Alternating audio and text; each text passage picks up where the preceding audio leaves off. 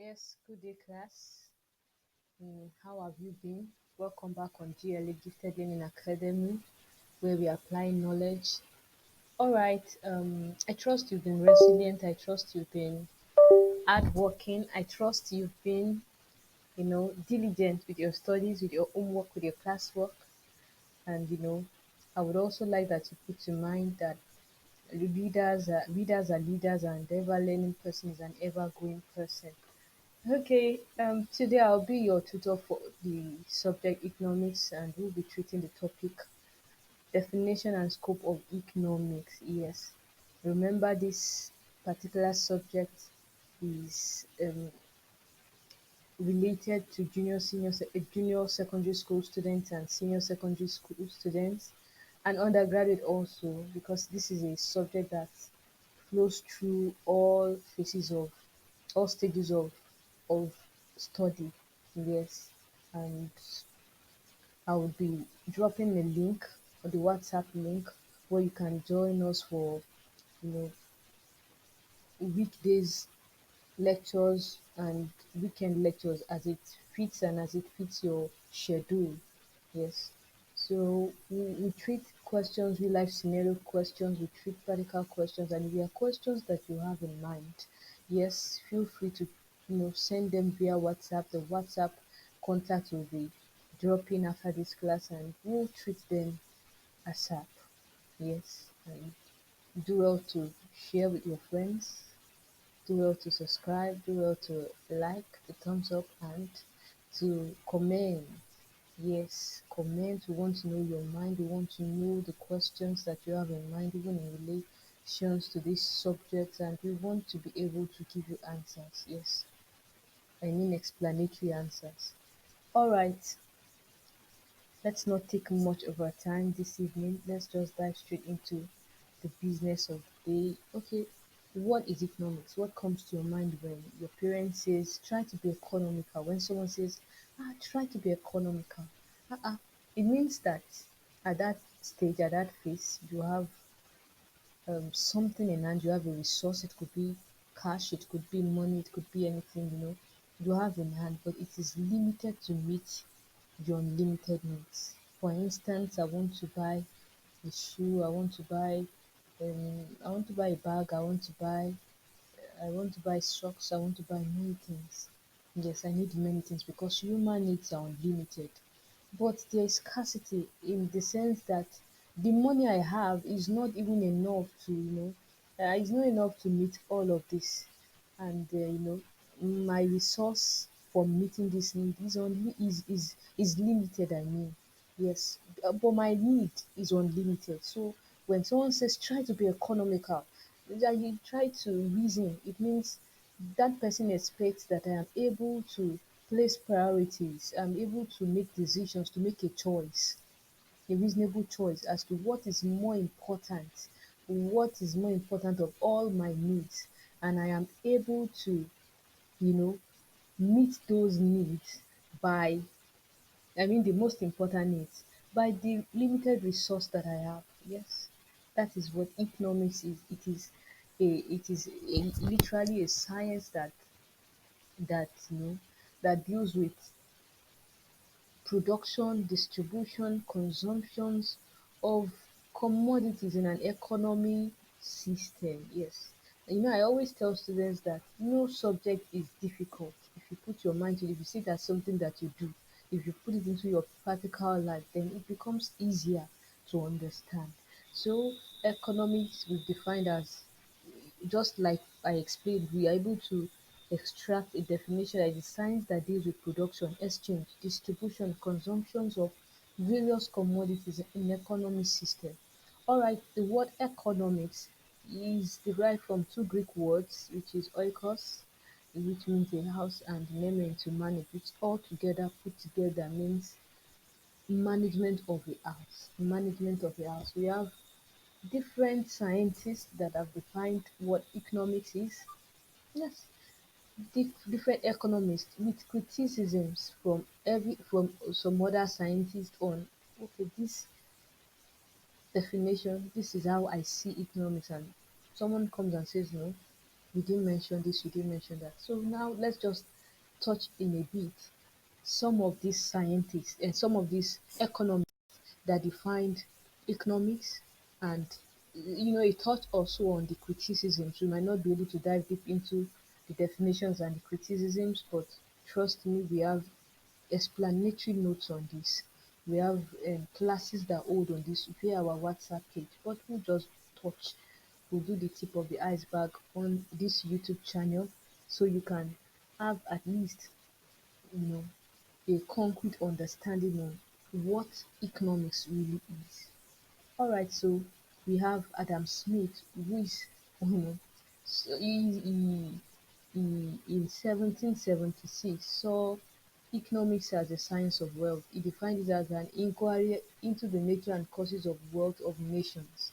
Adam Smith, he gave a wealth definition to economics, and the criticism came and said, "Oh, Adam Smith defined economics only in terms of wealth and not in terms of human welfare." Yes. So let's rush immediately into the next economist, and then Alfred Marshall. Here we have Alfred Marshall in 1890. He defined economics as a study of mankind in ordinary business of life. He also had his criticisms. According to Marshall, Alfred Marshall, economics is a study of mankind in ordinary business of life. That is just economy aspect of human life. And the criticism came that okay, Marshall considered only material things, and also criticism also came that Marshall makes a distinction on those things that are capable of promoting welfare of people and those things that are not capable of promoting welfare of people. But anything, e.g., liquor, all this wine, all this gin that are not capable of promoting welfare but commands a price comes under the purview of economics. We also have another economist who defined, who saw also in line of Adam Smith. He also saw it as a welfare. He gave a welfare definition to economics. We have the Lionel C. Robbins in 1932. You know, he gave an explanatory definition to economics. He said economics is a science which studies human behavior as a relationship between ends and scarce. I want you to underline ends and scarce. A relationship between ends and scarce means which have alternative uses. Yes, remember we mentioned scarcity while we were explaining earlier, and we were mentioning how the needs of men are unlimited, and we also mentioned the alternative uses. Yes, so it is a very acceptable definition. Yes, very acceptable definition also. A criticism to this is that now Nancy Robbins did not make any distinction between goods conducive to human welfare and goods that are not conducive to human welfare. We have many other economists that defined economics, that gave definitions to economics in the perspective with which they see it. And criticisms, of course, would always come with those definitions. Now, going straight to scope of economics. Yes, I am not writing anything on the board right now because I'm trying to save time. Whatever explanation in writing that would be shedding more light on this is already, will be made available on the WhatsApp platform. That's why I'll be dropping the WhatsApp contact and the group page so you can have in case you want to open through the pages and get more enlightenment on it. But we'll be just do majorly talking so that you'll be able to understand at least. So, scope of economics. When we say scope, it means the field of study of a thing. So in this, we will be discussing the scope of economics, and we have to indicate whether it's a science or an art or a positive science or a normative science. Don't worry, there won't be confusion here. Yes, when a lot of students hear positive science, normative science, they're like, hope this thing is not taking us into macro, the likes and the like. No. But we'll just be taking it very simple so you are able to understand. Economics is science and art. Yes, economics is a science. You can say economics is a science. Yes, yes, it's a systemized body of knowledge that traces the relationship between cause and effect. Yes, And the motives of individual and business firms can be rarely measured in terms of money. We find that economics is a branch of knowledge where the various facts relevant to it have been systematically collected, classified, and analyzed. Yes, we can also see another scope of economics as a social science. In order to understand the social aspect of economics, we have to bear in mind that laborers are working on materials drawn from all over the world, on resources drawn from all over the world, and producing commodities. This is where production comes in place, and they are distributed all over the world in order to exchange goods from all parts of the world to satisfy their wants. Yes, when we see also economics is also an art, the system of rules for the attainment of a given end. It teaches us to know and art teaches us to do. The science teaches us to know and an art teaches us to do. I want you to lay hold on this. Now, economics in scope of a positive and a normative economics. A positive science, I mean of economics, describes what it is, and normative science prescribes what it ought to be. So now when we talk about normative science, it makes distinction between good and bad. It describes what should be done to promote human welfare. So we also have, under all of this scope, we have the methodology of economics. Yes, economics as a science adopts two methods for the discovery of its law and principles. The first is deductive method and the next is inductive method. Yes, I would like to put a comma at this point. You know, I would like to just put a comma at this point. I want you to reflect back on how far we've come on today's definition and scope of economics. I want you to see, okay, economics starting from your practical day in day out explanation that I gave you, now putting it in place of an economic system, the world, the market, the society. Yes, and we also talked about different definitions from different economics, and we also have been mentioning the scope of economics. You see, when you are able to build this concrete foundation, when you are able to understand that it is a part of what you do, whenever you see questions that are related to this, you'll be able to put it in situations of what you do or what you would have done. And it will be much more easier to not just only answer the question, but also understand what the question is saying. All right, going back to the methodology of economics, the deductive method. Remember, I mentioned deductive method and inductive method.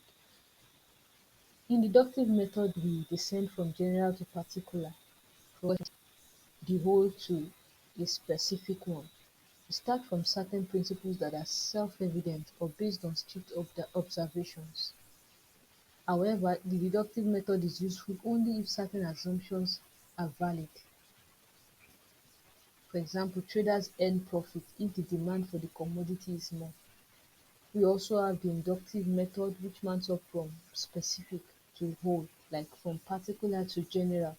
That's in contrast to the deductive method which we talked about. And we can see that in deductive method we start from certain principles which are either indisputable or based on strict observations and draw inferences about individual cases. For example, data on consumption of poor, middle and rich income groups of people are collected, classified, analysed and important conclusions are drawn out from the results. Alright, we also have under the scope of economics the subject matter of economics. We have the traditional approach, we have the modern approach. Wow, I always find interesting the traditional approach. Economics is studied under five major divisions, namely consumption, production, exchange, distribution, and public finance. I would have gone into more explanation on what consumption is. Remember, you consume. What production is. Remember, there must have been a production before you consume. Then you know what it means to produce. Exchange. Remember, there's in a market you buy and you sell. And we also have distribution. Of course, it was distributed until it got to you as the final consumer from the producer. and we also have public finance. Yes, I will be shedding more light on each of these on my notes on WhatsApp. All right, on the modern approach, that was the traditional approach. On the modern approach, we have the microeconomics and the macroeconomics. For undergraduates, they see this particular modern approach as a big deal. Ah, macroeconomics, oh, my macroeconomics, microeconomics, they see that something that is too much to contend with. But in the first place, you don't have to contend. All right, so today this is where we'll be stopping. We'll be shedding more light on all of this modern approach and all of other basics of economics before we, step by step, before we go again into the next topic in economics. I believe that when we take this step by step, when we start this baby step, by the time we come to the matured place, it will be easier to take more steps. All right, this is where we stop for today. This is where we stop in today's class. It's been beautiful having a session like this with you, and I trust you've been able to learn one or two things. And I look forward to seeing you in a WhatsApp class that we hold, in working days. And if you're unable to join us on working days, do well to join us on the weekends. Yes, and do well to share with your friends, to subscribe, to like, and to comment. Let's know your mind and questions that you would like to share. All right, guys. Till then, be resilient, be persistent, be consistent, and be diligent. Bye for now.